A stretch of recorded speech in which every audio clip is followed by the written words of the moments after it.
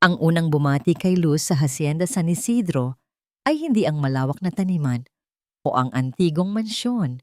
Ito ay ang tunog ng nabasag na pinggan na sinundan ng isang pamilyar na tunog na alam niya. Ang pigil na hagulgol ng isang babaeng nasasaktan. Sa malaking pinto ng mansyon, isang nurse na gusot ang uniforme at puno ng luha ang muka ang dalidaling lumabas. Bitbit ang kanyang gamit. Dumaan ito sa tabi ni Luz na parang hindi siya nakita. Tumatakbo palayo sa bahay na para bang hinahabol ng multo. Isa na namang sumuko. Isang mahinang boses ang nagsalita mula sa kanyang likuran. Si Elena, ang mayordomo ng mansyon, isang babaeng may edad na at may guhit ng pagod sa mukha, ang sumalubong sa kanya. Sinabi ko na sa ahensya, walang tumatagal dito. Sana ay hindi mo na sinayang ang iyong oras, Hija. Ngumiti lang si Luz, isang maliit at pilit na ngiti. Mahigpit niyang hinawakan ang strap ng kanyang bag. Sa loob nito ay ang iilang damit at ang litrato ng kanyang ina. Habang naglalakad sila sa pasilyo na balot sa katahimikan at amoy ng lumang kahoy at kalungkutan, naramdaman ni Luz na hindi ito isang bahay. Isa itong libingan na hinihintay na lang ang huling ililibing. At ang bawat nurse na tumatakbo palayo ay isa lang sa mga kaluluwang hindi kinaya ang bigat ng kadiliman sa loob. Pero hindi siya katulad nila. Sa kanyang isipan, narinig niya ang huling habilin ng kanyang ina, isang bulong na mas malakas pa sa sigaw ng nasirang pinggan kanina. Huwag mong hayaang may mamatay na mag-isa, anak. Huminto sila sa harap ng isang malaking pinto na gawa sa nara. Huminga ng malalim si Elena bago humarap kay Luz. Handa ka na ba talaga? Tumango si Luz, mas matatag kaysa sa kanyang pakiramdam. Ipinanganak po akong handa. Ang silid ni Don Ricardo Valderrama ay mas madilim pa sa pasilyo. Ang mabibigat na kurtina ay sarado at ang tanging ilaw ay mula sa isang maliit na lampshade sa tabi ng kama. Ang hangin ay mabigat, amoy gamot, at lalong-lalo na, amoy kawalan ng pag-asa. Nakatagilid sa kama ang isang anino ng isang lalaki. Ang likod nito ay nakaharap sa kanila. Sino yan, Elena? Isa na namang pesteng mukha na ipinadala para hintayin ang aking kamatayan. Ang boses ay magaspang, parang kalawang na matagal nang hindi nagagamit. Lumunok si Luz. Magandang umaga po, Don Ricardo. Ako po si Luz Viminda Reyes, ang inyong bagong nurse. Isang tuyong tawa ang sumagot sa kanya. Luz, ilaw? Anong kabalintunaan? Narito ka para panoorin ang pagdilim ng lahat para sa akin. Dahan-dahan itong humarap. Kahit nakahiga, bakas sa mukha ni Don Ricardo ang dating tindig ng kapangyarihan. Ngunit ang mga mata nito ay walang buhay. Patay na. Umalis ka na. Kunin mo ang iyong bayad at huwag ka nang babalik. Hindi kumilos si Luz. Sa halip, dahan-dahan siyang naglakad, hindi patungo sa kama, kundi patungo sa bintana. Sinabi kong umalis ka na. Bingi ka ba? Says. Isang libro mula sa bedside table ang lumipad patungo sa kanya. Mabilis itong naiwasan ni Luz, hindi man lang natinag. Nagkakamali po kayo, sir, mahinahon niyang sabi. Ang kamay ay nasa pisi na ng makapal na kurtina. Bago pa man makasigaw muli ang matanda, hinila niya ito ng buong lakas. Ang sikat ng araw ay ibiglang pumasok sa silid na parang isang atake. Napapikit si Don Ricardo, napasigaw sa inis. Ano sa tingin mo ang ginagawa mo? Ang alikabok ay nagsayawan sa liwanag. At sa unang pagkakataon, nakita ni Luz nang malinaw ang silid. Hindi lang ito madilim, ito ay malungkot. Sa tabi ng kama, sa ibabaw ng mesa, tinamaan ng ilaw ang isang silver na picture frame, larawan ng isang magandang babae at isang batang babae na kapwa nakangiti. Sa isang saglit, sa gitna ng kanyang galit, Nakita ni Luz ang pagdaan ng isang bagay sa mga mata ng matanda. Hindi galit. Isang bagay na mas malalim, mas masakit. Pangungulila. Ang saglit na yon ay mabilis na nawala. Napalitan ng dobleng bagsik. Labas! Ang sigaw nito ay umalingaw-ngaw sa buong silid, puno ng galit at sakit. Labas! Ayoko nang makita pa ang pagmumukha mo. Sumenya si Elena kay Luz na sumunod na lang. Walang imik na tumalikod si Luz at lumabas ng silid. Isinara ni Elena ang pinto sa likuran nila. Sinabi ko na sa'yo, Hija, malungkot na sabi ng mayordoma. Ngunit sa halip na matakot o masaktan, naramdaman ni Luz ang isang kakaibang kapayapaan. Hinawakan niya ang kanyang dibdib, kung saan sa ilalim ng kanyang uniforme ay naroon ang kwintas na may maliit na larawan ng kanyang ina. Hindi ako susuko. Nay, hindi tulad ng nangyari sa'yo. Inara niya ang pinto sa kanyang magiging kwarto. Isang maliit pero malinis na silid sa ibabang palapag. Hindi niya pinansin ang kanyang mga gamit. Lumabas siya at nagtungo sa kusina, kung saan nakaupo si Elena at umiiling-iling habang nagkakape. Maghahanda na po ako ng tanghalian para kay Don Ricardo, sabi ni Luz na para bang walang nangyari. Napatingin sa kanya si Elena na may halong pagtataka at awa. Hija, hindi siya kumakain. Itatapon lang niya iyan, katulad ng ginawa niya kanina sa agahan. O mas malala pa, baka ibato niya sa'yo. Kung gayon po, sagot ni Luz habang hinuhugasan ang kanyang mga kamay. Maghahanda po ako ng pagkain na madaling linisin kapag itinapon niya. May kinuha siyang mga gulay at manok mula sa paminggalan.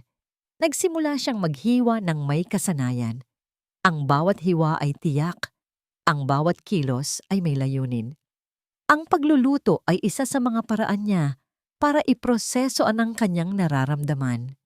At ngayon, ang nararamdaman niya ay hindi takot, kundi determinasyon.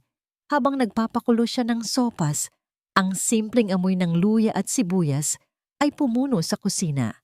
Isang amoy ng tahanan sa loob ng isang bahay na matagal nang nawalan nito. Pagkalipas ng isang oras, dala-dala ni Luz ang isang tray. Sa ibabaw nito ay isang mangkok ng mainit na arroz caldo. Hindi gaanong marami, pero sapat lang. Isang baso ng tubig at ang kanyang mga gamot. Kumatok siya sa pinto ni Don Ricardo. Walang sagot. Kumatok siyang muli. Mas malakas. Sir, oras na po para sa tanghalian at gamot ninyo. Isang ingay ng pagdrag ng upuan ang narinig niya mula sa loob. At pagkatapos ay bumukas ang pinto. Ngunit hindi si Don Ricardo ang nagbukas. Ang pinto ay nakasara pa rin, pero ang maliit na bintanilya sa pinto na para sa pag-abot ng pagkain, isang bagay na karaniwang nakikita sa mga bilangguan, ang bumukas. Iwan mo diyan, utos ng magaspang na boses mula sa kadiliman sa loob. Tinitigan ni Luz ang maliit na siwang. Tumingin siya sa tray na dala niya. Umiling siya. Hindi po pwede, sir. Kailangan ko pong makita na iniinom ninyo ang gamot ninyo. Wala akong pakialam sa kailangan mo. Iwan mo yan o ibubuhos ko to sa mukha mo pagpasok mo. Huminga ng malalim si Luz. Ibinaba niya ang tray sa isang maliit na mesa sa tabi ng pinto. Ngunit sa halip na umalis, naupo siya sa sahig. Ang likod ay nakasandal sa pader, sa tapat mismo ng pinto ng kwarto. Lumipas ang ilang minuto ng katahimikan. Anong ginagawa mo dyan? Tanong ng boses sa loob. Bakas ang pagkainis.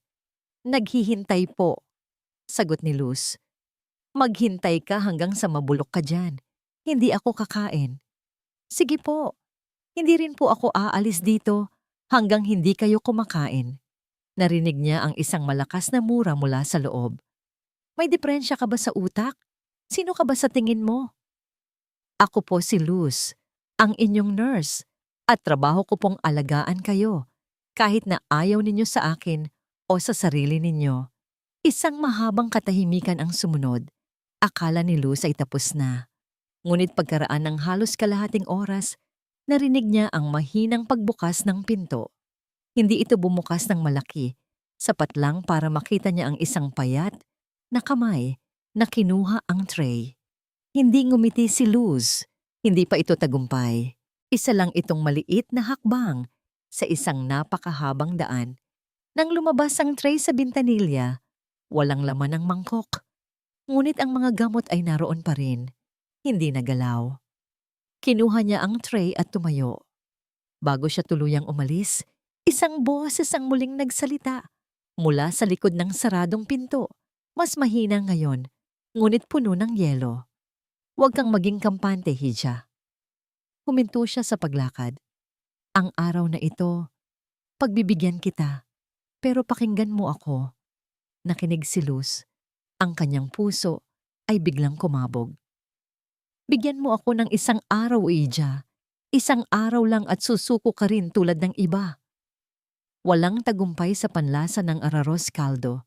Kinain ni Ricardo ang sopas hindi dahil sa gutom, kundi dahil sa inis. Ang bawat subo ay isang pag-amin ng pagkatalo sa unang round ng kanilang laban. Ang babaeng yon, si Luz, ay may kakaibang tapang na humahalo sa kanyang pagiging simple, nakakainis, nakakabuwisit. Mula nang dumating ito, ang katahimikan na matagal na niyang itinuring na kapayapaan ay nabasag. Ngayon, may mga yabag na sa pasilyo, may mahinang amoy ng sabon sa hangin at may sikat ng araw na pilit sumisilip sa ilalim ng kanyang pinto. Itinulak niya ang sarili patayo. Bawat galaw ay may kasamang sakit. Sumandal siya sa bintana sa siwang ng kurtinang hindi na isara ng maayos ng babae. Sa hardin sa ibaba, isang tanawin ang pumukaw sa kanyang atensyon.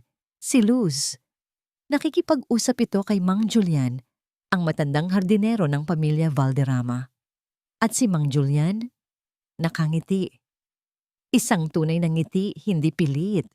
Ilang taon na ba mula nang huli niyang nakitang ngumiti ang matanda? Marahil ay mula pa noong nabubuhay pa si Clarita, ang kanyang asawa. Napailing si Ricardo.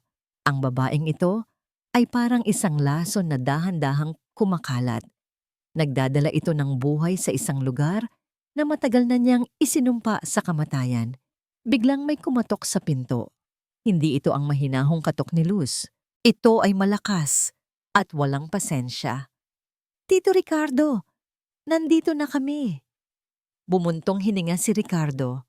Ang mga buwitre, pumasok sina Enrique at Victoria, ang kanyang mga pamangkin. Si Victoria, na may peking ngiti na kasing lapad ng kanyang ambisyon, at si Enrique, na ang mga mata ay mabilis na sinusuri ang bawat mamahaling bagay sa silid. Kamusta na po kayo, Tito? Nag-aalala kami sa inyo, sabi ni Victoria. Ang boses ay matamis na parang pulot na may lason. Hinaplos nito ang kanyang braso, isang haplos na nagparamdam kay Ricardo na para siyang isang piraso ng karne na tinitingnan kung sariwa pa ba. Huwag kayong mag-alala, hindi pa ako mamamatay ngayon. Marahil bukas. Sarkastiko niyang sagot. Tumawa si Enrique, isang tawang pilit. Huwag naman po kayong magsalita ng ganyan, Tito. We're family. Siya nga pala, narinig namin na may bago kayong nurse. Mukhang matapang. Siya lang ang tumagal ng isang buong araw. Oo nga po, Tito. Segunda ni Victoria. Dapat ay mag-ingat kayo. Sa panahon ngayon, mahirap magtiwala. Lalo na't may sakit kayo. Isang sakit na alam naman natin ay nasa lahi natin. Ang huling mga salita ay parang isang karayom na tumusok sa puso ni Ricardo. Nasa lahi natin. Isang paalala, hindi lang sa kanyang sariling karamdaman, kundi sa sakit na kumuha rin sa kanyang mag-ina. Nakita niya ang paraan ng pagtingin ni Enrique sa antigong grandfather clock sa sulok ng silid. Kinakalkula na nito sa isip kung magkano ang halaga. Ang mga anino sa kanyang silid ay tila mas dumilim sa presensya nilang dalawa. Kung wala na kayong sasabihin, maari na kayong umalis. Kailangan kong magpahinga. Sige po tito, babalik na lang po kami. Sabi ni Victoria, hinalikan siya sa pisngi. Ang halik ay malamig. Nang sila'y makaalis, napako ang tingin ni Ricardo sa lumang litrato sa ibabaw ng kanyang mesa.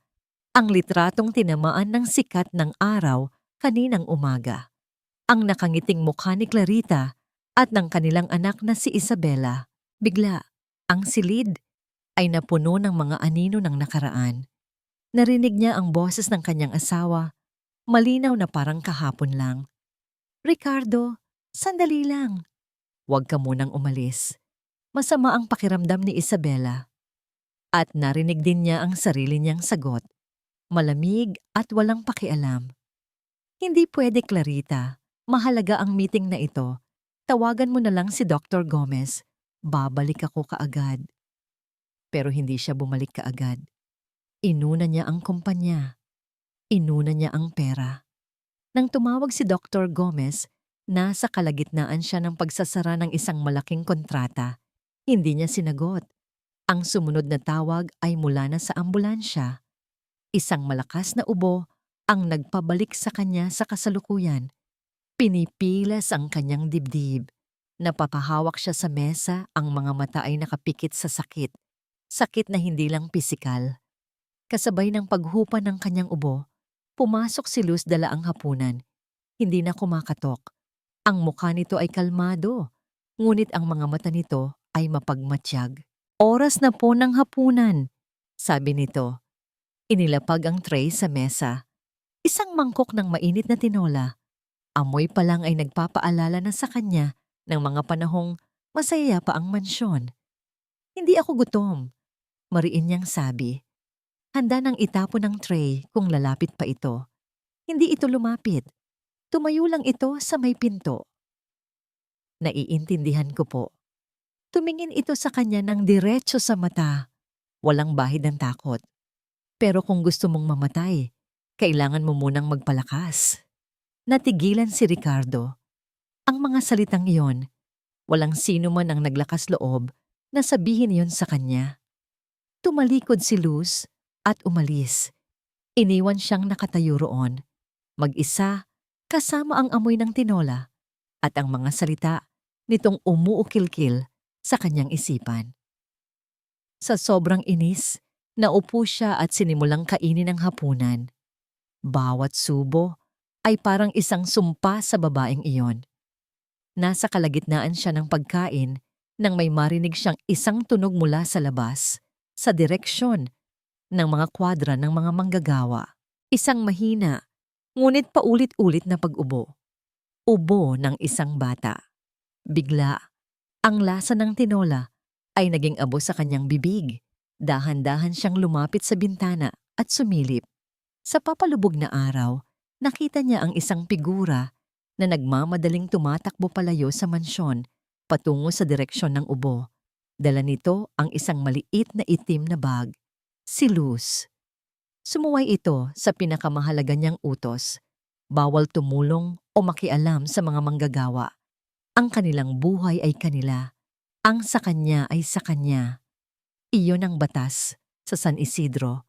Ngunit ang babaeng ito walang pakialam sa kanyang mga batas. Naramdaman ni Ricardo ang pag-akyat ng galit sa kanyang dibdib. Isang galit na mas mainit pa sa lagnat na unti-unting gumagapang sa kanyang katawan. Ang amoy ng sakit ay pamilyar kay Luz. Ito ang amoy ng takot, ng pawis na may lagnat, at ng kahirapan na nagpapalala sa lahat. Ito ang mismong amoy sa loob ng maliit na kwarto kung saan namatay ang kanyang ina. Sa loob ng isang masikip na barong-barong sa gilid ng plantasyon, nakahiga sa isang lumang banig si Tonyo, isang batang lalaki na hindi lalagpas sa 7 taong gulang. Nanginginig ito sa lagnat at ang bawat pag-ubo nito ay tila pumipila sa dibdib ng kanyang ina, si Aling Nena, na walang magawa kundi umiyak sa isang sulok. Salamat sa pagdating mo, Nurse Luz. Humihikbing sabi ni Aling Nena. Hindi na namin alam ang gagawin. Bawal kaming lumabas ng hasyenda para magpatingin sa doktor ng walang permiso ni Don Ricardo. Huwag po kayong mag-alala. Tutulungan ko po kayo, sagot ni Luz. Ang boses ay mahinahon pero puno ng awtoridad. Inilabas niya ang kanyang stethoscope at thermometer. Mataas ang lagnat, mahina, pero mabilis ang tibok ng puso. Ang paghinga ay may kahirapan. Pulmonya, kung hindi siya nagkakamali. Mula sa kanyang bag, inilabas niya ang mga gamot na palihim niyang binili gamit ang sarili niyang pera. Paracetamol para sa lagnat at isang tableta ng antibiotic na dinurog niya at inihalo sa kaunting tubig. Tonyo, inumin mo to, sabi niya sa bata. Dahan-dahang itinaas ang ulo nito. Sa una, umiling ang bata, ngunit sa banayad na paghimod ni Luz sa kanyang noo, unti-unti itong nagtiwala at ininom ang gamot. Pinunasan niya ng basang bimpo ang noo, leeg, at mga braso ng bata. Kailangan nating pababain ang lagnat, paliwanag niya kay Aling Nena. At kailangan niya ng masustansyang sabaw. Mayroon po ba kayong manok o kahit anong gulay? Umiling si Aling Nena, ang mga luha ay muling pumatak. Wala, nurse, ang sahod namin ay sapat lang sa bigas at itlog. Tumango si Luz, hindi nagpahalata ng pagkadismaya. Sige po, ako na ang bahala. Nang biglang bumukas ang pinto ng barong-barong ng malakas, halos matanggal ito sa kanyang mga bisagra. Nakatayo roon, madilim ang muka at nag-aapoy ang mga mata, si Don Ricardo. Sa likod niya ay 2 security guard ng hacienda. Napatayo si Aling Nena sa takot, napayakap sa kanyang anak. Ang lahat ng manggagawa sa kalapit na mga bahay ay sumilip, puno ng kaba. Anong ibig sabihin nito, Miss Reyes? Ang boses ni Don Ricardo ay mababa at puno ng panganib. Hindi ba't malinaw ang utos ko? Bawal kang makialam sa kanila. Tumayo si Luz. Inilagay ang kanyang sarili sa pagitan ni Don Ricardo at ng mag-ina. Isang bata ang nagkakasakit, sir. Bilang isang nurse, hindi ko po ito maaaring talikuran. Hindi mo trabaho ang mga manggagawa ko. Ang trabaho mo ay ako. Ako lang. Sigaw nito at isang malakas na ubo ang sumunod na nagpayanig sa kanyang buong katawan. Ang trabaho ko po ay magligtas ng buhay. Matatag na sagot ni Luz. Hindi po ito namimili ng estado sa buhay. Insolente! Sigaw ni Enrique na biglang sumulpot sa likod ni Don Ricardo kasama si Victoria na nakangisi. Tito, this is unacceptable. She's breaking your rules. Paalisin niyo na yan. Kunin ninyo siya. Utos ni Don Ricardo sa mga gwardya. Humakbang ang 2 lalaki, ngunit bago pa man sila makalapit kay Luz, isang bagay ang nangyari. Si Aling Nena, na kanina'y puno ng takot, ay biglang lumuhod sa lupa, sa paanan ni Don Ricardo. Pakiusap, Don Ricardo. Huwag po ninyong paalisin si Nurse Luz. Pagmamakaawa nito, ang mga luha ay dumadaloy na parang ilog. Mamamatay po ang anak ko. Kung wala siya, maawa po kayo. Natigilan si Don Ricardo. Ang lahat ay napatingin sa babaeng nakaluhod, sa kanyang desperadong mga hikbi. Ngunit hindi sa kanya nakatingin si Don Ricardo. Ang kanyang mga mata ay napako sa bata sa banig. Ang maliit na katawan na nanginginig sa lagnat, ang manipis na kumot, ang mga matang pilit na iminumulat. Sa isang iglap, hindi na si Tonyo ang nakita niya. Nakita niya si Isabela.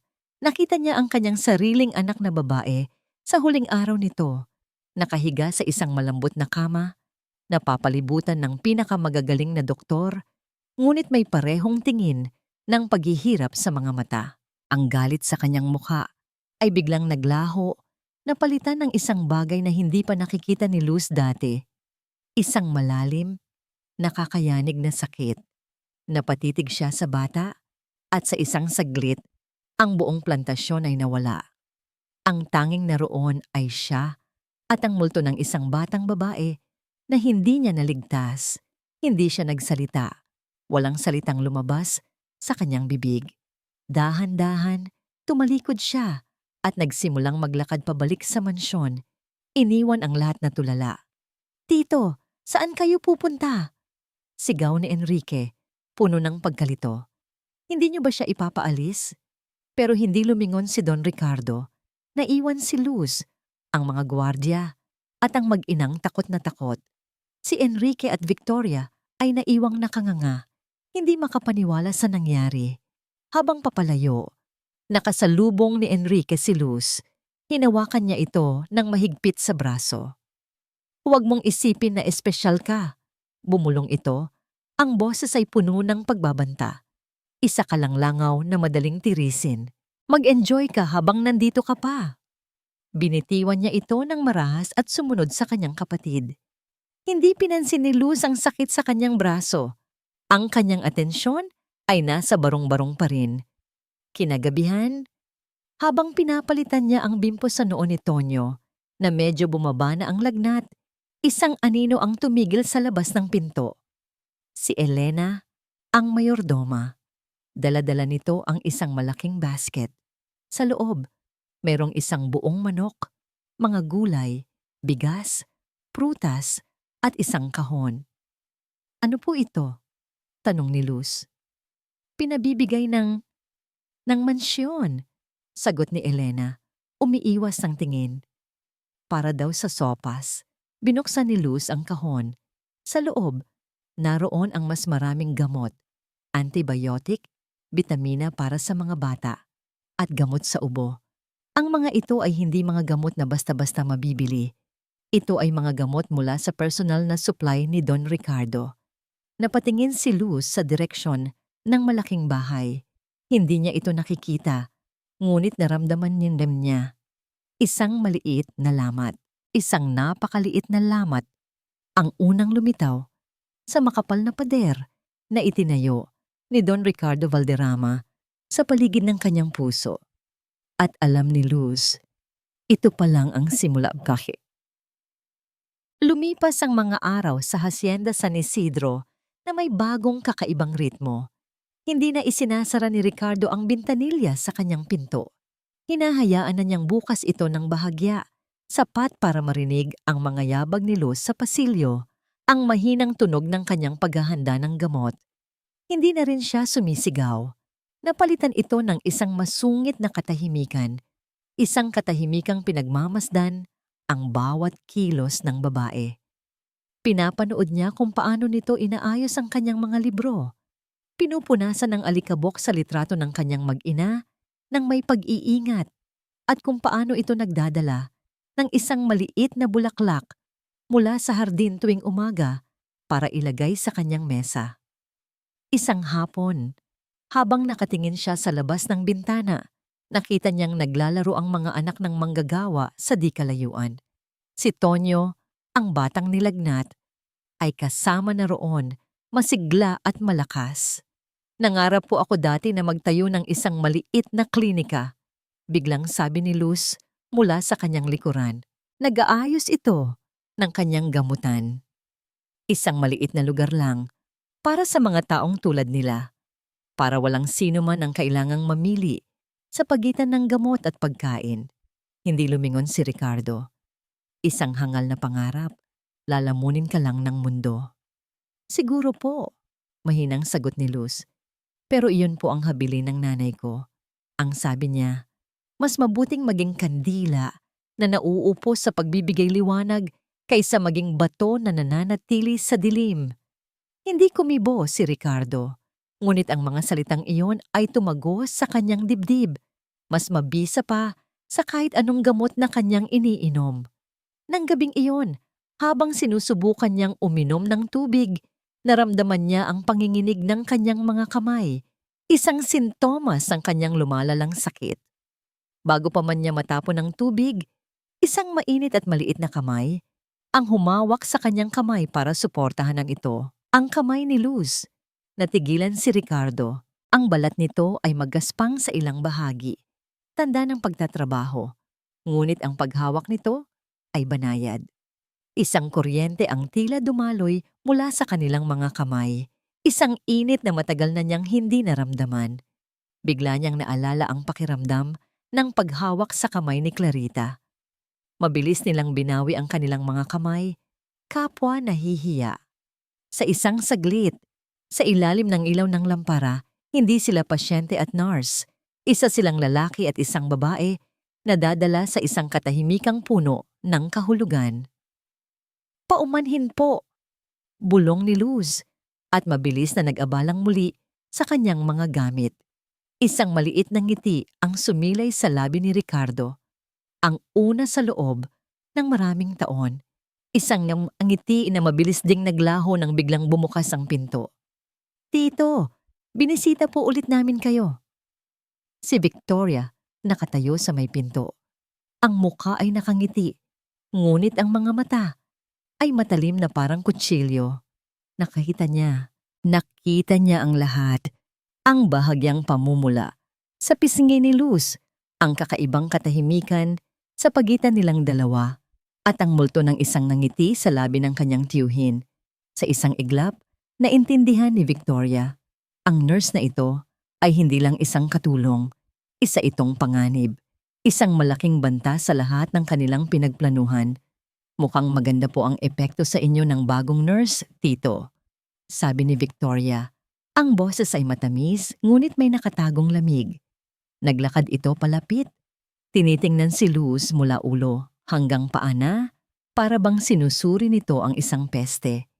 Dapat lang po nating siguraduhin na tama ang mga ibinibigay niyang gamot sa inyo. Kinabukasan naramdaman ni Ricardo ang pagbabago sa hangin sa loob ng mansyon. Ang mga katulong na dati bumabati kay Luz ay umiiwas na ngayon ng tingin. May mga bulungan sa mga sulok na biglang tumitigil kapag siya ay dumarating. Isang gabi, habang naghahanda si Luz ng gamot ni Ricardo, pumasok ang isa sa mga mas batang katulong, si Feli, na kilalang malapit kay Victoria. Feli, pakikuha mo na nga ako ng isang basong tubig, mahinahong utos ni Luz. Napaatras si Feli na para bang inutusan itong humawak ng ahas. Ayoko po, Ma'am Luz, nanginginig nitong sabi. Sabi po ni Ma'am Victoria, kakaiba daw po ang mga halamang gamot na ginagamit ninyo.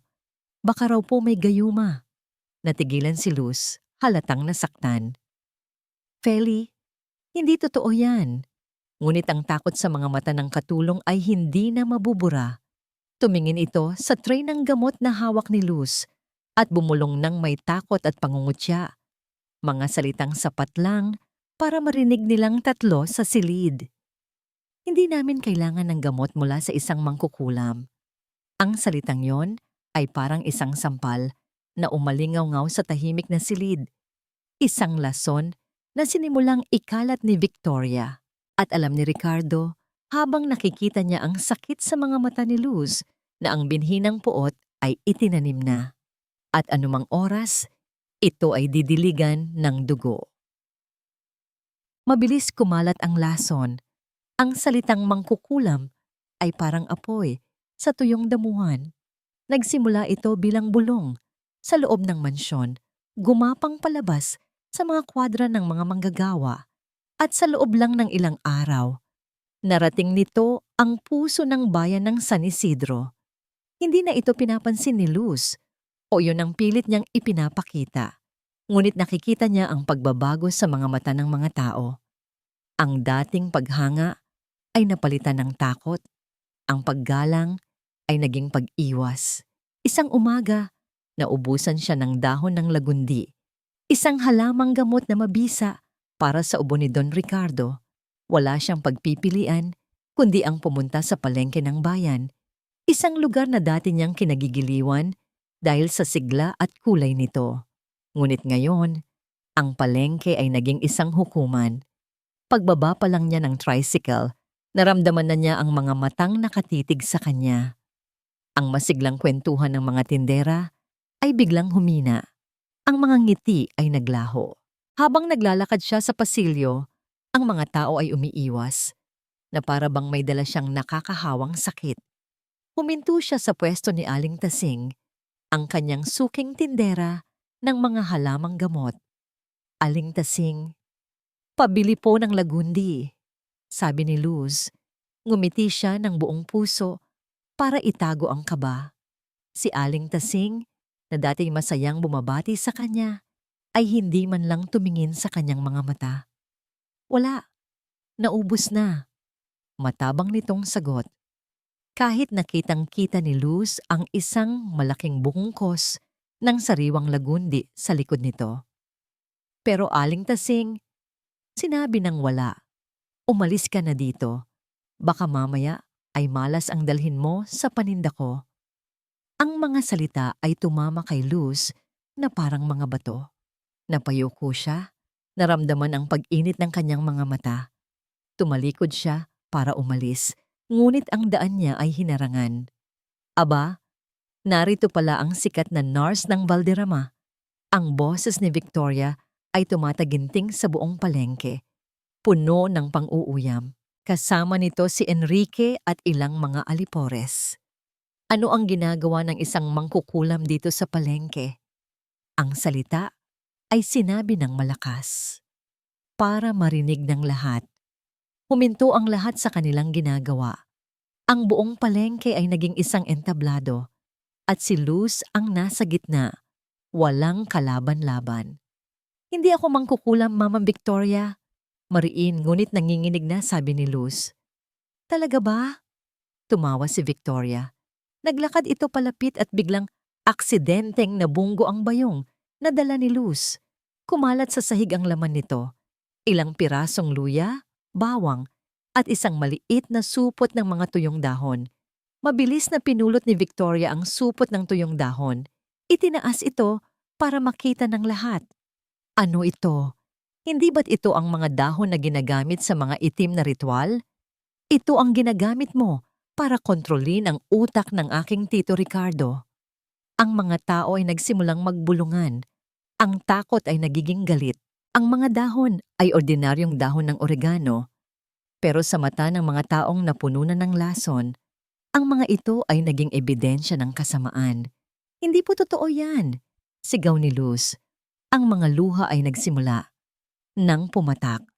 Gamot po iyan. Sinungaling, sigaw ng isang babae mula sa damdong.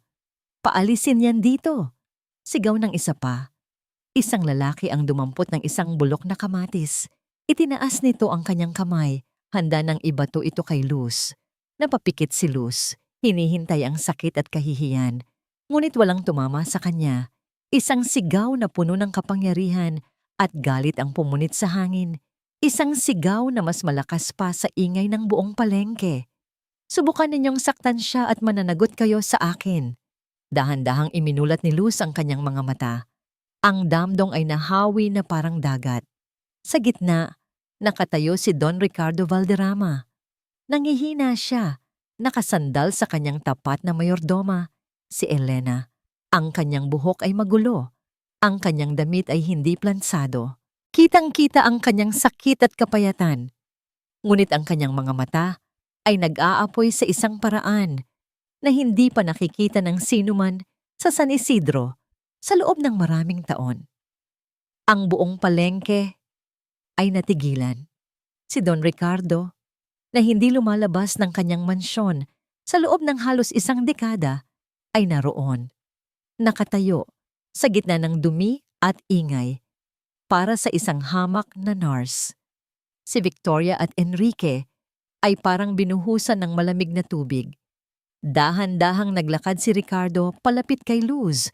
Bawat hakbang ay isang pakikibaka. Tumayo siya sa tabi nito, hinarap ang lahat. Ang babaeng ito, sabi niya, ang kanyang hininga ay kinakapos, ngunit ang kanyang boses ay buo. Ay may mas malinis na puso kaysa sa lahat ng Valderrama na pinagsama-sama.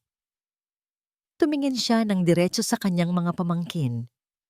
Ang mga tunay na lason sa bayang ito ay hindi ang mga halamang gamot na dala niya, kundi ang mga kasinungalingan na ikinakalat ng mga taong sakim sa yaman.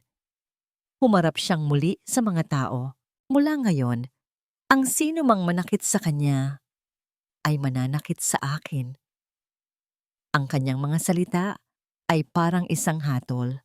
Ang lalaking nagtangka na mambato ay dahan-dahang ibinaba ang kamatis. Ang mga bulungan ay naging hiya. Nang makita ni Ricardo na ligtas na si Luz, biglang bumigay ang lakas na kanyang ipinilit. Isang malakas at marahas na pag-ubo ang yumanig sa kanya, mas malakas kaysa dati. Ang kanyang muka ay namutla. Nawalan siya ng balanse. "Sir!" sigaw ni Luz. Bago pa man siya bumagsak sa maruming sahig ng palengke, nasalo siya ng mga braso ni Luz. Napayakap ito sa kanya. Pinipilit siyang itayo. Ang kanyang mga luha ay pumapatak na, hindi dahil sa kahihiyan, kundi dahil sa isang emosyong hindi niya maintindihan. Si Don Ricardo Valderrama ay bumagsak sa mga bisig ng babaeng kanyang ipinagtanggol sa harap ng buong bayan. Ang insidente sa palengke ay naging isang lindol na yumanig sa buong San Isidro. Ang dating bulungan tungkol sa pangkukulam ay napalitan ng isang bagong usap-usapan. Ang hindi kapani-paniwalang pagtatanggol ni Don Ricardo Valderrama kay Luz Reyes. Sa loob ng mansyon, isang bagong uri ng katahimikan ang namayani. Hindi na ito ang katahimikan ng kamatayan, kundi isang katahimikang puno ng hindi masabing damdamin. Mula ng araw na yon, tuluyan nang binuksan ni Ricardo ang pinto ng kanyang silid. Hinayaan na niyang alagaan siya ni Luz nang walang pag-aalinlangan. Hindi na sila nag-uusap ng marami, ngunit hindi na kailangan. Ang mga tingin nila ay sapat na. Isang gabi, habang pinapalitan ni Luz ang benda sa kanyang braso na medyo nagasgasan sa gulo, hindi napigilan ni Ricardo ang sarili. Dahan-dahan niyang inabot at hinawakan ang kamay nito. "Bakit?" ang tanong niya. Ang boses ay mahina. "Bakit hindi ka umalis?" Tumingin si Luz sa kanya. Ang mga mata nito ay parang malalim na balon. "Sinabi ko na po sa inyo, hindi ako basta sumusuko." May gusto pa siyang sabihin, isang bagay na mas personal, isang bagay tungkol sa paghanga sa tapang na ipinakita nito. Ngunit pinigilan niya ang sarili. Sa halip, hinayaan na lang niyang manatili ang kanilang mga kamay na magkahawak. Isang tahimik na pag-amin sa koneksyon na nabuo sa pagitan nila. Ngunit sa kabilang bahagi ng hasyenda, sa lumang bahay na tinitirhan ni na Enrique at Victoria, ang katahimikan ay puno ng galit. "Hindi na ito pwede," sigaw ni Enrique. Ibinato ang isang baso sa pader. "Nagmumukha tayong mga tanga. Ang buong bayan, pinagtatawanan tayo. Ang matanda, mas pinipili pa niya ang isang hamak na nurse kaysa sa sarili niyang kadugo." Si Victoria ay kalmado, ngunit ang kanyang kalamigan ay mas nakakatakot kaysa sa galit ng kanyang kapatid. Nakatayo siya sa bintana, nakatingin sa malayong ilaw ng mansyon. "Tama ka," sabi niya. Ang boses ay matigas na parang yelo. Tapos na ang pagiging mabait. Kung hindi natin makukuha ang yaman sa maayos na paraan, kukunin natin ito sa paraang kailangan. Humarap siya kay Enrique. Ang kanyang mga mata ay nagliliyab. "May kilala akong doktor sa Maynila, si Dr. Lazaro Mendoza. Bata pa, pero napakagaling. At higit sa lahat, kailangan niya ng pera. Malaki ang utang ng pamilya niya." "Anong gagawin niya?" tanong ni Enrique. Isang masamang ngiti ang sumilay sa labi ni Victoria. Patutunayan niya sa batas ang isang bagay na matagal na nating pinaghihinalaan, na si Tito Ricardo Valderrama ay wala na sa tamang pag-iisip, na siya ay isang panganib sa kanyang sarili at sa kanyang yaman. Kinabukasan, sa isang mamahaling coffee shop sa Makati, nagkita sina Victoria at Dr. Mendoza. Ang doktor ay bata pa, may matalinong mga mata at maayos na pananamit. Inilatag ni Victoria ang isang sobrang puno ng pera sa mesa. "Ito ay paunang bayad lamang, Dok. Ang natitira, kasama ang isang malaking bonus, ay ibibigay ko kapag napirmahan mo na ang mga papeles." Tiningnan ni Dr. Mendoza ang sobre, ngunit hindi niya ito ginalaw. Sa halip, tinitigan niya si Victoria. Hindi lang ito tungkol sa pera. Hindi ba, Miss Valderrama? Diretso ka pala, sagot ni Victoria. Sabihin na nating gusto kong mapunta sa tamang kamay ang nararapat para sa amin. Ang pangalang Valderrama, sabi ng doktor, tila nag-iisip. Pamilyar sa akin. Ang aking ama, si Dr. Elias Mendoza, ay isang doktor din dito sa probinsya maraming taon na ang nakalipas. Hindi ito pinansin ni Victoria. So ano, Doc? Tatanggapin mo ba? Ngumiti si Dr. Mendoza, isang nangiting hindi umabot sa kanyang mga mata. Kinuha niya ang sobre. Of course. Anything to help a family in need. Pag-alis ni Victoria, naiwan si Dr. Mendoza na mag-isa. Inilabas niya ang kanyang wallet at mula sa isang nakatagong bahagi nito, kinuha niya ang isang luma at kupas na litrato. Larawan ng isang lalaking mas matanda, ang kanyang ama. Naalala niya ang gabi kung kailan umuwi ang kanyang ama mula sa Hacienda San Isidro. Bagsak ang mga balikat at puno ng pighati ang mukha. Ikinuwento nito sa kanya na noon ay isang tinedyer pa lamang kung paano ito nagmakaawa kay Don Ricardo na bigyang pansin ang lumalalang kalusugan ni Doña Clarita. Huwag mong pakialaman ang pamilya ko, Doc. Ang sabi raw ni Don Ricardo, puno ng kayabangan. Mas marami akong pera kaysa sa kaalaman mo. Kaya kong bayaran ng kahit sinong doktor sa mundo. Isang linggo pagkatapos noon, namatay si Doña Clarita at ang kanyang anak. Hindi na nakarecover ang kanyang ama mula sa kabiguang yon. Naniniwala siyang kung nakinig lang si Don Ricardo, maaaring nailigtas pa sila. Ang stress at depresyon ay nagpalala sa sariling sakit sa puso ng kanyang ama na naging sanhi ng maaga nitong pagkamatay. Tinitigan ni Dr. Lazaro Mendoza ang litrato. Hindi ito para sa pera, Itay. Bulong niya sa hangin ng malamig na coffee shop. Ito ay para sa hustisya. Ito ay para sa iyo. Ibinulsa niya ang sobre. Ang kanyang misyon ay hindi lang para ideklarang baliw si Don Ricardo. Ang kanyang misyon ay isang paghihiganti. Samantala, sa hacienda, isang opisyal na sulat ang dumating, dala ng isang mensahero mula sa korte. Ang selyo ay mula sa Municipal Trial Court. Nanginginig ang kamay na binuksan ito ng mayordomang si Elena. Nagmamadali siyang tumakbo papunta sa silid ni Don Ricardo, kung saan nagbabasa ito ng libro habang si Luz ay nag-aasikaso sa tabi. Senyorito Ricardo, sabi ni Elena, ang boses ay basag. May sulat po. Kinuha ito ni Ricardo. Habang binabasa niya ang mga nakalimbag na salita, ang kulay ay unti-unting nawala sa kanyang mukha. Isang petisyon ang isinampa para sa isang sapilitang pagsusuri sa kalusugan ng pag-iisip.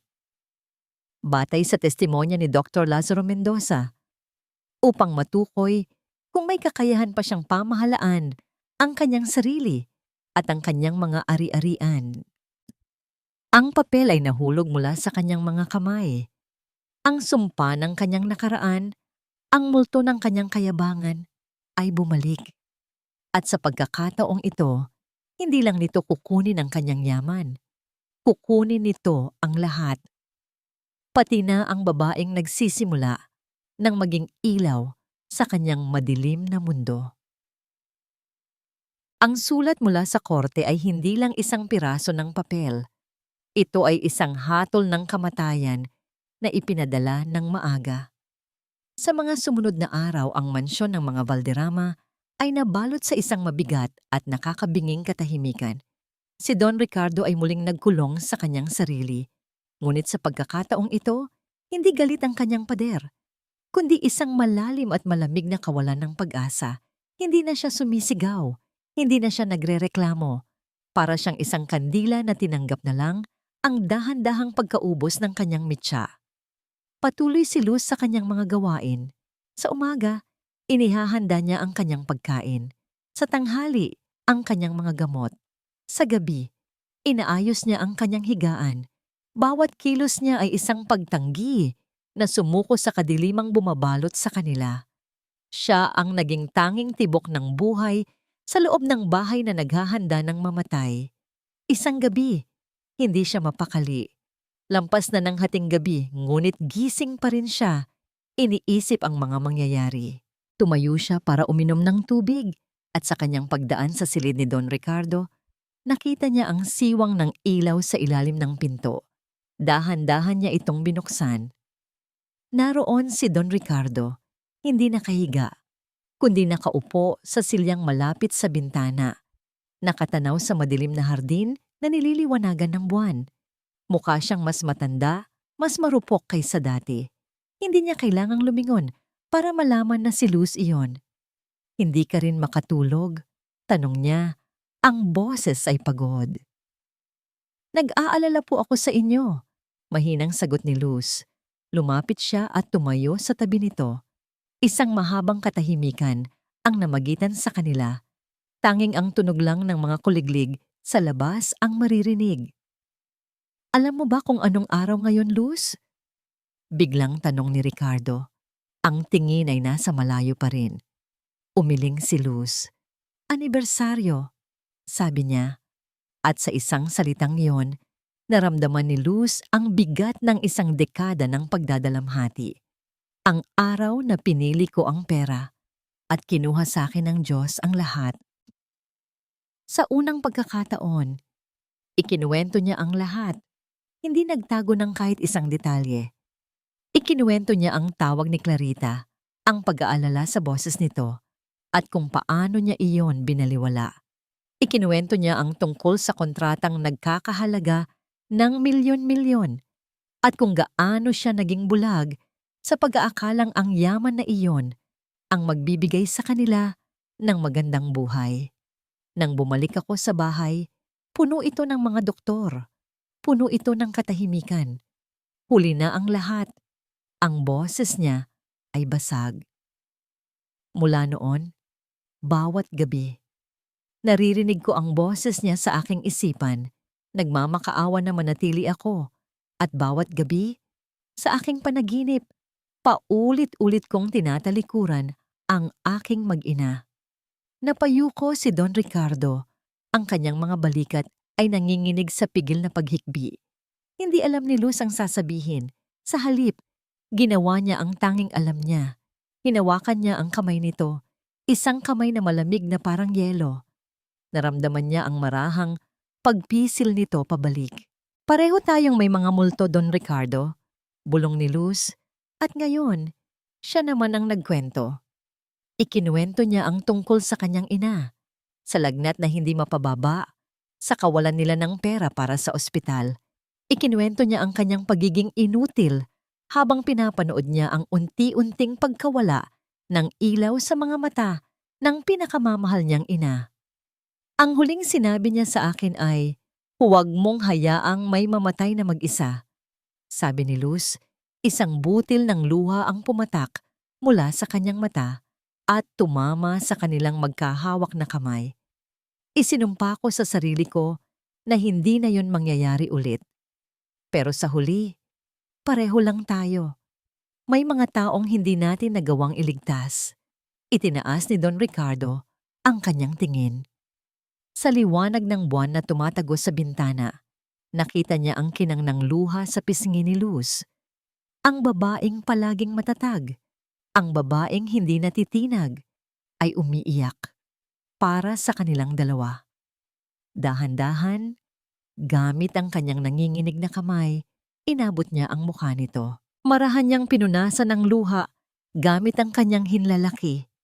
Ang kanyang paghawak ay puno ng pagsisisi, ng pasasalamat, at ng isang damdaming matagal na niyang ibinaon. Napapikit si Luz sa kanyang paghaplos. Dahan-dahan, inilapit ni Don Ricardo ang kanyang mukha sa mukha nito. Huminto siya sandali. Isang pulgada lang ang layo. Nagtatanong ng walang salita. At nang hindi ito umiwas, ipinikit niya ang kanyang mga mata at tinatakan ng kanilang kalungkutan ng isang halik. Hindi ito isang halik ng pagnanasa. Ito ay isang halik na lasang luha at pangungumpisal. Isang halik na nagsasabing, "Nakikita kita. Naiintindihan ko ang sakit mo. Hindi ka nag-iisa. Tumugon si Luz sa halik. Ibinuhos ang lahat ng kanyang pag-aalaga, ang kanyang pag-aalala, ang kanyang hindi maipaliwanag na koneksyon sa lalaking ito na una niyang nakilala bilang isang halimaw, ngunit ngayon ay nakikita niya bilang isang kaluluwang sugatan. Katulad niya, nang maghiwalay ang kanilang mga labi, nanatili silang magkalapit. Ang kanilang mga noo ay magkadikit. Ang hangin sa pagitan nila ay puno ng mga salitang hindi na kailangang bigkasin. Sa sandaling iyon, sa gitna ng kanilang pinagsamang hapis, nakahanap sila ng kanlungan sa isa't isa. Hindi kita iiwan, bulong ni Luz, isang pangako na mas matibay pa sa anumang kontrata. Lalaban tayo. Paano? Halos pabulong na tanong ni Ricardo. Ang pag-asa ay nagsisimulang sumibol sa kanyang dibdib sa unang pagkakataon.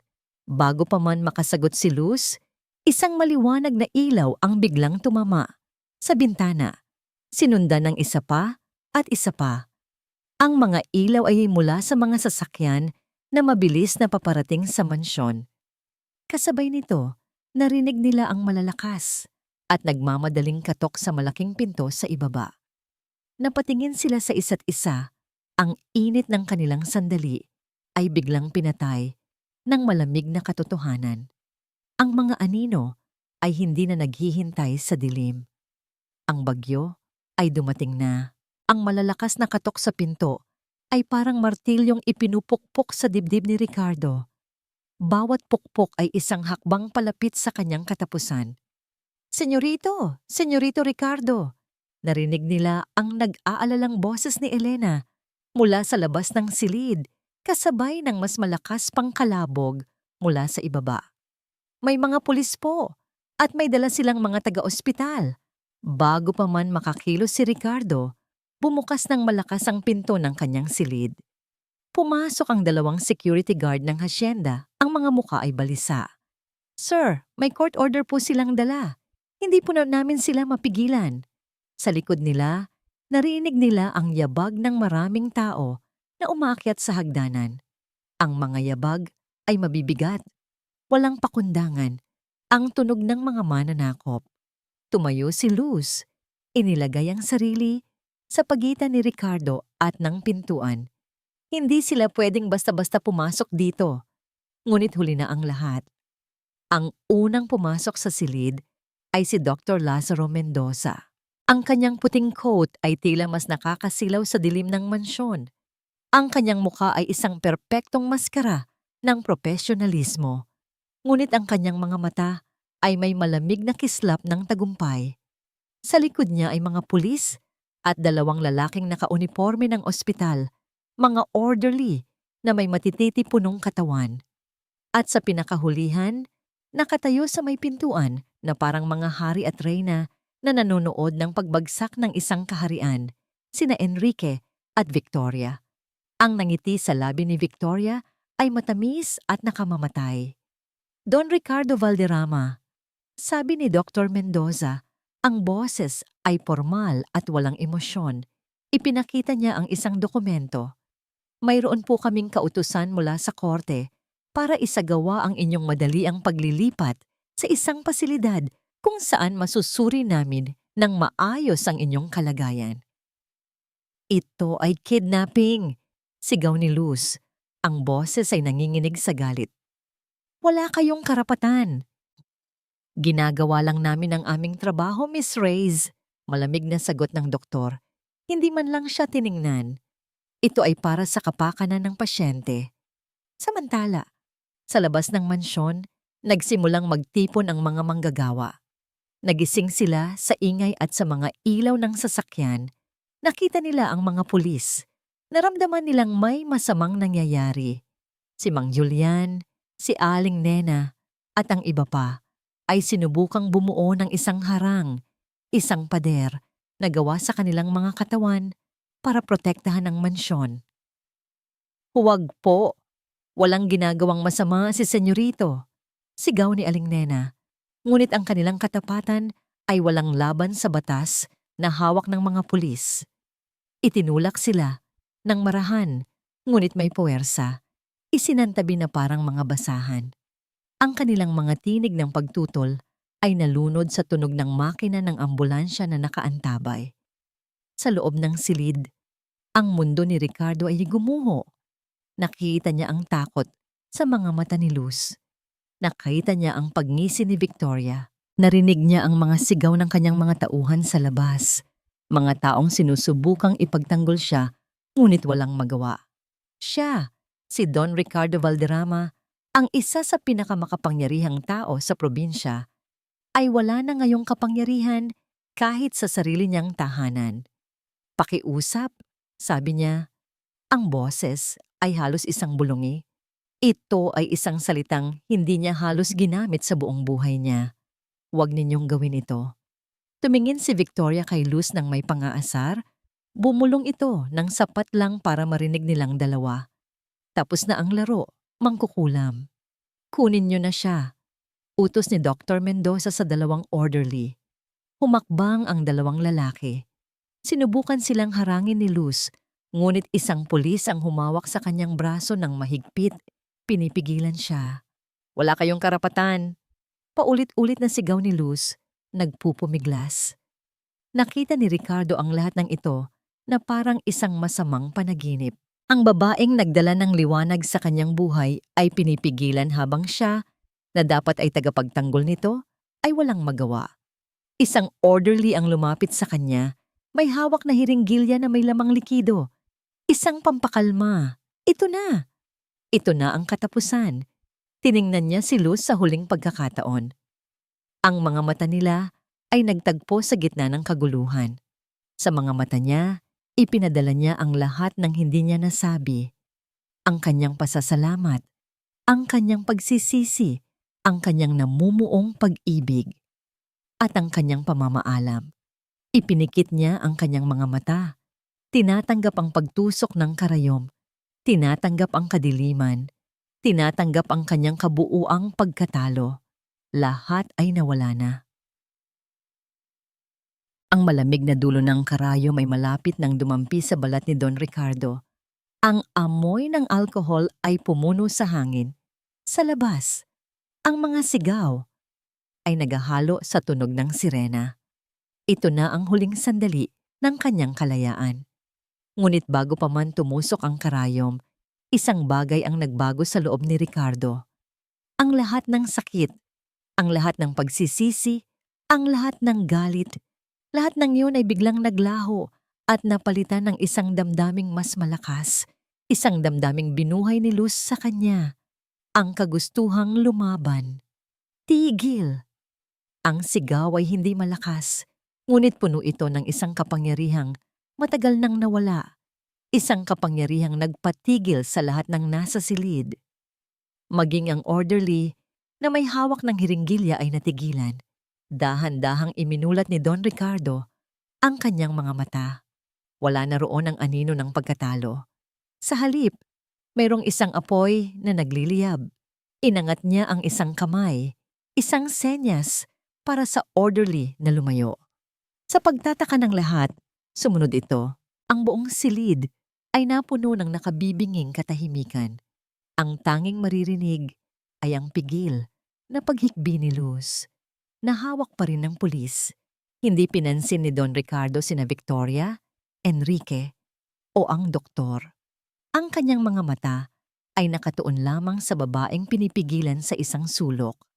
Dahan-dahan, gamit ang lahat ng natitira niyang lakas, itinulak niya ang sarili patayo mula sa pagkakaupo. Bawat sentimetro ng pagtayo ay isang pagsubok, ngunit hindi siya nagpatinag. Tumayo siya ng tuwid sa abot ng kanyang makakaya, isang hari sa kanyang gumuhong palasyo. Naglakad siya, hindi patungo sa mga kaaway niya, kundi direkta patungo kay Luz. Huminto siya sa harap nito. Ang pulis na nakahawak kay Luz ay naguluhan, hindi alam ang gagawin. Inabot ni Don Ricardo ang kamay ni Luz. Ang paghawak niya ay mahigpit, matatag. Luz Viminderez, sabi niya. Ang kanyang boses ay malinaw at matatag. Umalingaw-ngaw sa buong silid at sa pasilyo, kung saan nakikinig ang mga katulong. Tumingala si Luz. Ang kanyang mukha ay basang-basa ng luha. Ang kanyang mga mata ay puno ng pagkalito at takot. Humarap si Don Ricardo sa lahat ng nasa silid, sa mga pulis, sa mga orderly, kay Dr. Mendoza at lalong-lalo na kina Victoria at Enrique na ngayon ay nakatingin na may halong pagtataka at kaba. Sa harap ng Diyos, patuloy niya. Ang kanyang boses ay lalong lumalakas at sa harap ng mga taong ito na nais akong ipatapon sa kadiliman. Huminga siya ng malalim at sa sumunod niyang mga salita, ibinuhos niya ang lahat ng kanyang pag-asa, ang kanyang huling baraha. Pakakasalan mo ba ako? Ang tanong ay parang isang bombang sumabog sa katahimikan. Si Enrique ay napanganga. Si Victoria ay namutla. Ang kanyang nangiti ay ganap na naglaho. Si Dr. Mendoza ay natigilan. Ang kanyang professional na maskara ay nagkaroon ng lamat. Ang mga pulis ay nagkatinginan. Hindi sigurado kung paano tutugon sa isang sitwasyong wala sa kanilang protocol. Ang akusasyon na siya ay baliw, isang taong hindi makapagdesisyon para sa sarili, ay biglang sinagot ng pinakapangunahing akto ng isang malinaw na pag-iisip. Isang panukala ng kasal. Ang lahat ng mata ay napunta kay Luz. Ang kanyang pagkabigla ay dahan-dahang napalitan ng pag-unawa. Nakita niya ang plano sa mga mata ni Don Ricardo. Ito ay hindi lang isang desperadong hakbang. Ito ay isang deklarasyon. Isang deklarasyon na hindi siya susuko, na sila ay hindi susuko. Sa gitna ng kanyang mga luha, isang ngiti ang sumilay sa kanyang mga labi.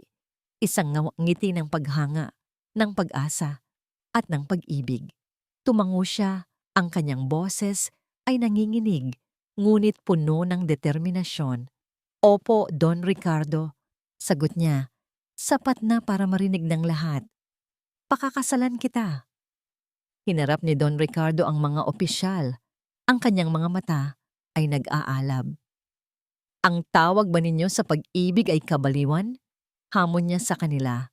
Kung ang pagnanais na makasama ang babaeng nagligtas sa aking kaluluwa ay isang sintomas ng pagkawala sa sarili. Kung gayon, wala nang mas lilinaw pa sa aking pag-iisip sa sandaling ito. Itinaas niya ang kanyang kamay, itinuro ang pinto. Kung gayon, lahat tayo dito ay baliw. Ngayon, lisanin ninyo ang aking pamamahay. Ang opisyal na namumuno sa mga pulis, isang sarhentong may edad na, ay napakamot sa kanyang ulo. Hinarap niya si Dr. Mendoza at Victoria. Ang sitwasyon ay nagbago, sabi ng sarhento. Ang kanyang boses ay puno ng pag-aalinlangan. Ang isang panukala ng kasal ay isang legal na akto. Hindi kami maaaring basta-basta kumuha ng isang tao sa gitna ng isang ganitong pangyayari. Ang kasong ito ay kailangang dinggin sa korte. Tumingin siya sa kanyang mga tauhan. Umatras tayo. Ipapaalam natin sa huwes ang nangyari. Nang walang anumang salita, ang mga pulis ay nagsimulang maglakad palabas. Ang mga orderly na naguguluhan ay sumunod. Hindi! Hindi maari! Sigaw ni Victoria. Ang kanyang boses ay puno ng pagkataranta. May utos kayo ng korte. Sundin ninyo. Ngunit walang nakinig sa kanya. Naiwan sila.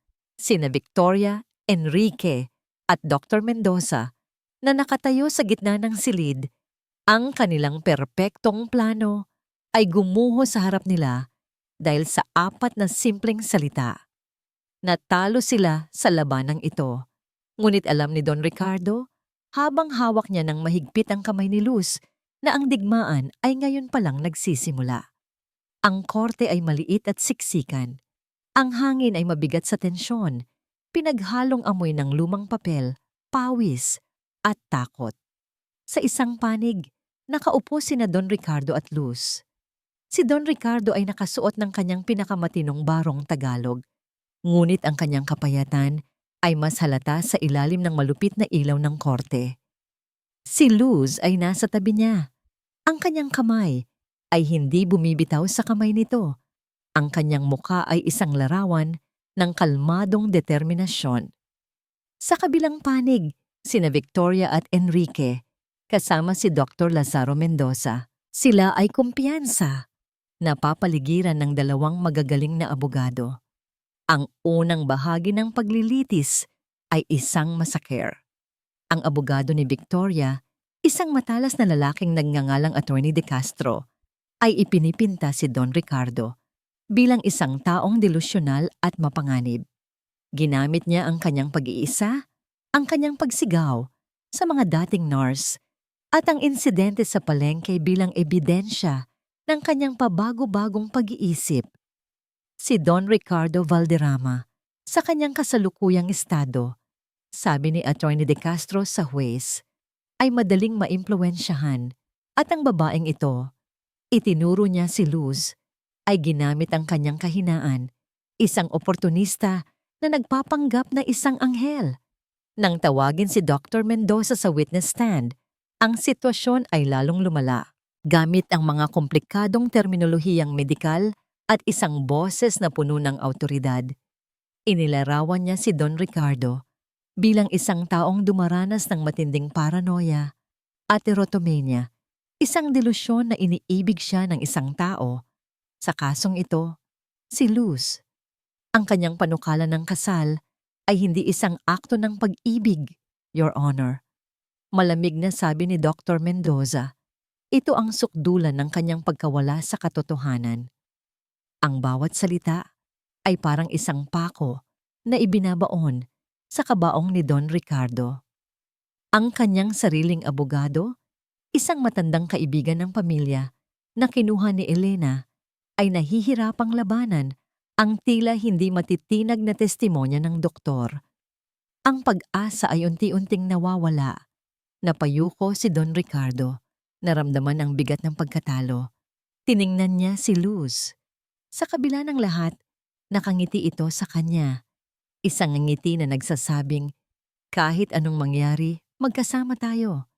Nang sandaling iyon, tinawag ng abogado ni Victoria ang kanyang huling saksi. Si Feli, ang katulong mula sa mansyon. Nanginginig na umakyat si Feli sa witness stand. Inutusan siya ni Attorney De Castro na ikwento ang tungkol sa gayuma at kung paano nagbago ang ugali ni Don Ricardo mula nang dumating si Luz. Ngunit bago pa man makapagsalita si Feli, isang kaguluhan ang naganap sa likod ng korte. Ang pinto ay bumukas ng malakas. Nakatayo roon, hinihingal ngunit may determinasyon sa kanilang mga mukha.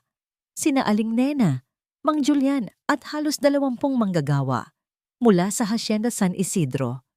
Ang kanilang mga damit ay simple, ang ilan ay may dumi pa ng lupa, ngunit ang kanilang mga mata ay nag-aalab. Your Honor, pakiusap, pakinggan niyo po kami. Sigaw ni Aling Nena. Nagulat ang huwes. Nagalit si Attorney De Castro. Objection, Your Honor.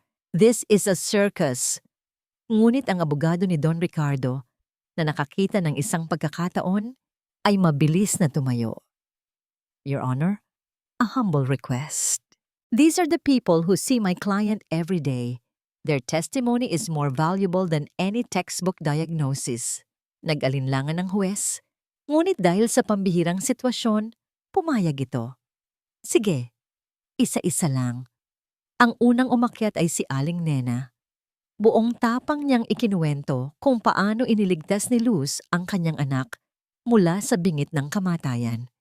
At si Don Ricardo po, sabi niya, lumingon siya sa kinauupuan ng dating amo.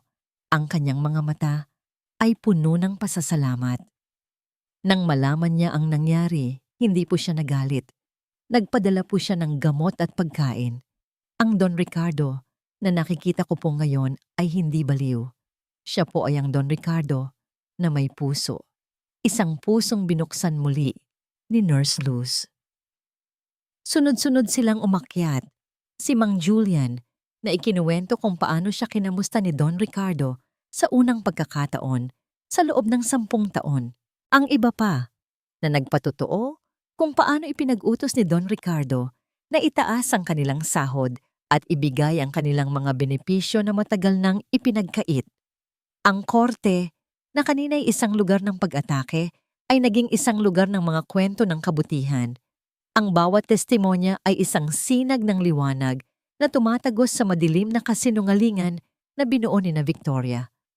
Ang hukbo ng mga puso ay lumalaban. Nang makita ng abogado ni Don Ricardo ang pagbabago sa ekspresyon ng huwes, ipinatawag niyang muli si Dr. Mendoza sa stand. "Doktor," simula niya, "nabanggit ninyo na ang inyong ama ay isang doktor din sa probinsyang ito. Si Dr. Elias Mendoza, tama ba?" "Opo," sagot ng doktor, medyo nag-aalangan. "At nagtrabaho siya para sa pamilya Valderrama, hindi ba?" "Saglit lang po," sabi ni Dr. Mendoza. "Doktor," pagpapatuloy ng abogado, ang boses ay nagiging mas matalas. "Hindi ba't totoo na ang iyong ama ay personal na naapektuhan sa pagkamatay ni Doña Clarita Valderrama? Na sinisisi niya si Don Ricardo sa hindi pakikinig sa kanyang mga payo?" Namutla si Dr. Mendoza. "I object. This is irrelevant." "This is very relevant, Your Honor," giit ng abogado. "Ito ay nagpapakita ng personal na motibo, isang puot na ipinasa mula sa ama patungo sa anak. Ang testimonya ng doktor na ito ay hindi isang objektibong pagsusuri. Ito ay isang personal na paghihiganti." Nagkagulo ang korte. Si Victoria at Enrique ay napatingin kay Dr. Mendoza na may pagtataka. Hindi na makasagot ng diretso si Dr. Mendoza. Ang kanyang kredibilidad ay gumuho. Sa huli, tumayo si Don Ricardo. Tiningnan niya ang huwes. "Your Honor," sabi niya. Ang kanyang boses ay mahina ngunit malinaw. "Totoo, nagkamali ako sa nakaraan. Naging malupit ako, naging makasarili. Ikinulong ko ang sarili ko sa galit. Ngunit ang babaeng ito, lumingon siya at ngumiti kay Luz. Ang nagturo sa akin na hindi pa huli ang lahat para magbago. Kung ang pagmamahal sa kanya at ang pagnanais na maging isang mas mabuting tao ay kabaliwan, kung gayon, buong pagmamalaki kong sasabihin, oo, baliw ako." Pagkaraan ng ilang sandali ng deliberasyon, nagsalita ang huwes. Ang petisyon ay ibinabasura. Isang malakas na palakpakan at sigawan ng tuwa ang pumuno sa korte mula sa hanay ng mga manggagawa. Niyakap ni Luz si Don Ricardo. Ang mga luha ng tagumpay ay dumaloy sa kanyang mga pisngi. Sa sobrang galit, sinugod ni Enrique si Don Ricardo, ngunit mabilis siyang pinigilan ng mga pulis at inaresto dahil sa contempt of court. Si Victoria ay napaupo, talunan. Ang kanyang mukha ay isang maskara ng hindi makapaniwalang pagkatalo. Sa gitna ng masayang kaguluhan, lumingon si Don Ricardo kay Luz. "Ngayon," sabi niya, ang kanyang mga mata ay nagniningning. "Maari na ba nating ituloy ang ating kasal, mahal ko?" Makalipas ang 6 na buwan, ang Hacienda San Isidro ay hindi na makilala. Ang dating malungkot na mansyon na nababalot sa anino ay isa ng masiglang tahanan. Ang mga bintana ay laging bukas, hinahayaang pumasok ang sinag ng araw at ang tunog ng tawanan ng mga bata mula sa labas. Ang hardin, na dating napabayaan, ay namumulaklak na ngayon sa iba't ibang kulay, maingat na inaalagaan ni Mang Julian at ng iba pang hardinero. Sa gitna ng harding iyon, sa ilalim ng isang arko na pinalamutian ng puting bulaklak ng sampagwita, idinaos ang isang simpleng kasal. Si Don Ricardo, nakasuot ng puting barong, ay nakatayo ng mas tuwid. May laman na ang kanyang pisngi at ang dating walang buhay niyang mga mata ay puno na ngayon ng init at pagmamahal.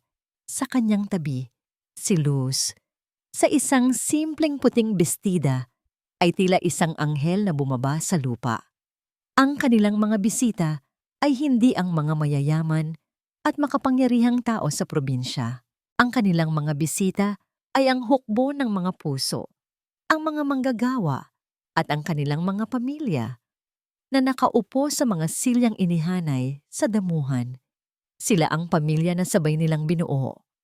Nang isinuot ni Ricardo ang singsing sa daliri ni Luz, hindi niya napigilan ang isang butil ng luha. "Ikaw ang aking himala," bulong niya, sapat lang para marinig nito. "At ikaw ang aking tahanan," sagot ni Luz. Ang ngiti nito ay mas maliwanag pa sa sikat ng araw. Pagkatapos ng seremonya, isang simpleng salo-salo ang naganap. Si Don Ricardo, na dati kinatatakutan ng lahat, ay nakaupong kasama ang mga anak ng mga manggagawa, nakikipagkwentuhan at nakikitawa. Sa isang sulok ng hardin, malapit sa isang bagong gawang gusali, abala si Luz. Ito ang klinika ni Nanay, isang maliit na klinika na ipinatayo ni Ricardo para sa kanya. Dito, nagbibigay siya ng libreng konsultasyon at gamot sa lahat ng nangangailangan mula sa San Isidro at sa mga karatig bayan. Natupad na niya ang kanyang pangarap at ang habilin ng kanyang ina. Samantala, sina Enrique at Victoria ay nawala na sa eksena. Matapos ang eskandalo sa korte, ibinenta nila ang kanilang bahagi sa mana sa mas murang halaga at umalis ng bayan, dala ang kanilang kahihiyan. Ang kaso laban kay Dr. Mendoza ay isinampa, hindi ni Ricardo, kundi ng medical board dahil sa kanyang hindi etikal na gawain. Ang paghihiganti nito ay bumalik at sinira ang sarili niyang kinabukasan. Nang magsimulang lumubog ang araw, pinuntahan ni Ricardo si Luz sa klinika. Tahimik niya itong pinanood habang ginagamot nito ang isang bata na may gasgas sa tuhod. Ang pagiging maalaga nito, ang kanyang kabutihan, ito ang mga bagay na nagligtas sa kanya. Nang matapos si Luz, lumapit si Ricardo at niyakap siya mula sa likuran. Isinandal ni Luz ang kanyang ulo sa dibdib nito. Pareho silang nakatanaw sa papagabi. "Salamat," sabi ni Ricardo. "Salamat sa hindi pagsuko sa akin. Iniligtas mo ako mula sa sarili kong bilangguan." Humarap si Luz sa kanya. Ang mga kamay nito ay inilagay sa kanyang pisngi. "Pareho nating iniligtas ang isa't isa. Binigyan mo ako ng pagkakataong tuparin ang pangarap ko. Binigyan mo ako ng pamilya. Binigyan mo ako ng pag-ibig na hindi ko inakalang posible." Naglakad sila pabalik sa mansyon, magkahawak kamay.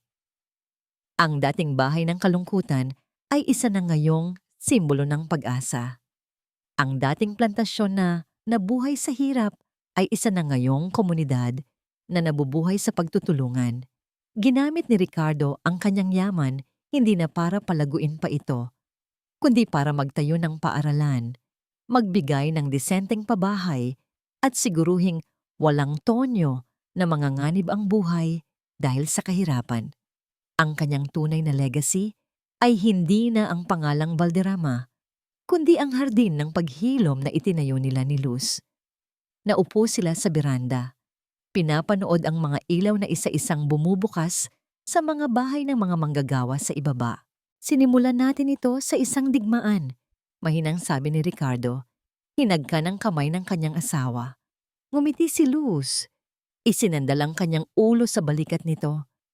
Habang ang hangin ng gabi ay nagdadala ng kapayapaan. At nagtapos sa isang hardin.